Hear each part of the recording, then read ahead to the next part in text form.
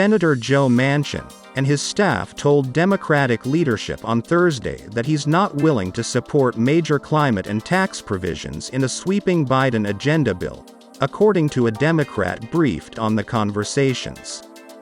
Instead, Manchin, a key centrist who holds the swing vote in the 50-50 Senate, said he is willing to back only a filibuster-proof economic bill with drug pricing and a 2-year extension of funding under the Affordable Care Act, the source said.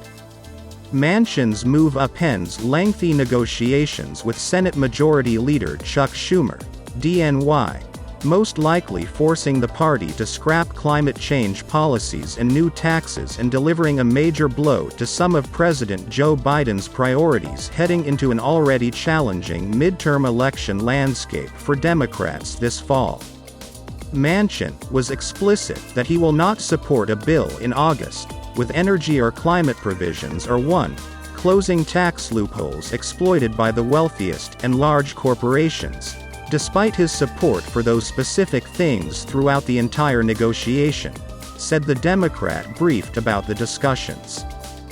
Democrats hope to pass a bill before September to prevent major insurance premium hikes under the Affordable Care Act, which could be difficult to avert if they don't act quickly.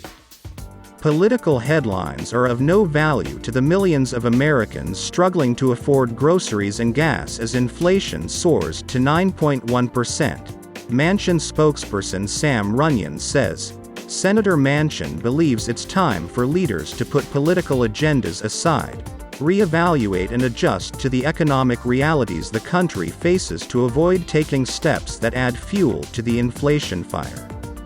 A Democratic aide familiar with the talks said Manchin conveyed to Democratic leadership that he could support a package that includes climate and tax provisions as long as they're paid for, or that he would just want a bill on prescription drugs and ACA money. The negotiations have left party leaders deeply frustrated. The source who was briefed on the talks called it a reversal for Manchin after he backed a provision last week to raise some taxes on high earners to extend the solvency of Medicare.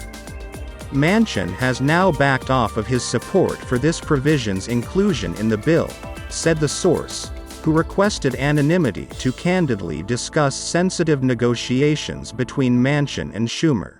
Schumer and his staff have presented legislative text to Senator Manchin and his staff for months, the source added, including major concessions and a willingness to include things that were not in previous bills. With no hope of winning Republican support for the package, Manchin's position leaves Democratic leaders with a grueling choice.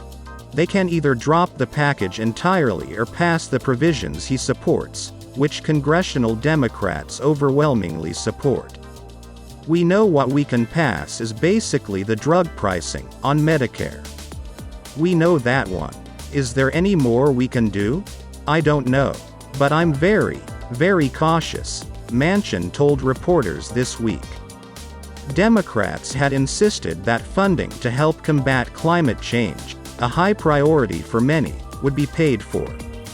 If we make a real commitment on the climate front and we pay for it by making big corporations pay their fair share in taxes, that's going to help us, said Senator Elizabeth Warren, D-Mass. The likely failure of clean energy funding is a major setback in efforts to mitigate climate change, which scientists have warned will require aggressive action to move away from fossil fuels to stave off disastrous impacts. The House passed Build Back Better Act approved $555 billion to combat climate change, but Manchin rejected the bill and slashed the proposed funding to $300 billion in recent negotiations. Now, Congress may not pass any climate funding this year. Senate Finance Committee Chair Ron Wyden, D.R., expressed his dismay at Manchin's position. I'm not going to sugarcoat my disappointment here, especially since nearly all issues in the climate and energy space had been resolved, he said in a statement. This is our last chance to prevent the most catastrophic and costly effects of climate change. We can't come back in another decade and forestall hundreds of billions. if not trillions, in economic damage and undo the inevitable human toll. Manchin forced Democrats to sharply pare back the legislation after he came out against the larger version in December, leaving the party one vote short in the Senate. He had suggested a smaller bill with energy and climate funding, taxes and prescription drug prices.